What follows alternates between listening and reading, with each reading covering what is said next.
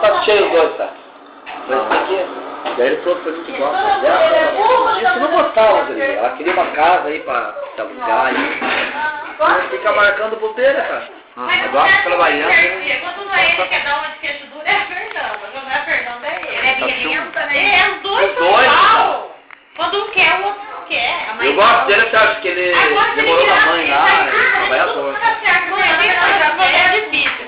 Se ele virar as costas pro Fernando, não, vai querer. Ele é trabalhador, cara. Ele na casa dele assim, Sérgio. Não é que você vai pra reparar. Você vê, cara, o cara não chega nada, paga certinho as coisas. Então é um cara que você tem que... Tem um salarinho bom, né? Então você tem que ver certo, né? Ele tem um salarinho bom dos 3 contos por É, cara, é bem empregadão já agora, né? Falou pra mim, é bem empregadão. sua casa. Então compre lá. Só que tá perdendo de viver. O cara tem um salário bom desse, não é pra estar aí, né?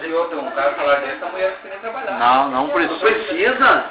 Não precisa mesmo, cara. Precisa, só cuidar do filho e ter a casa. 25 mil da Alfa ali, não tem nada a ver com a vida dele, mano. Ele trabalhava na Alfa? 10 anos, né? A Alfa bem na frente do meu Jeff caiu. Não, é. Na beira da BR. Não, beira é. da BR. Ah, outro. É metalúrgica, né? Ah, não é. Você teve um ganho bom, faz a vida mais rápida. Eu tenho bastante custo. Tem uma margem melhor. E é o cara, eu gosto dele assim. É, no cheiro tá bom, hein? É, uma like agora aqui no endereço, né? É bom pra estar fazendo com ele, é bom pra dar uma... Parece que ele tem casal, é, sabe, costuma, vive separado. filmando. É, sabe?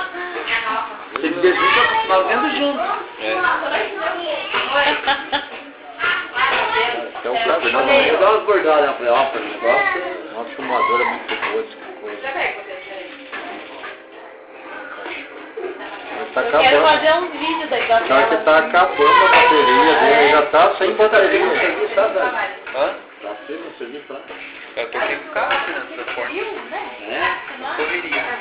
Trabalhando aquela fica, né? É, aquela do Ó, Cato. viu? Do Cato e a... Amanhã eu carrego cedo, daí 6 horas mais cedo, entregar lá em São Paulo, segunda-feira. É? O bom é que tem todo dia, né? Todo dia, quinta-feira, quase.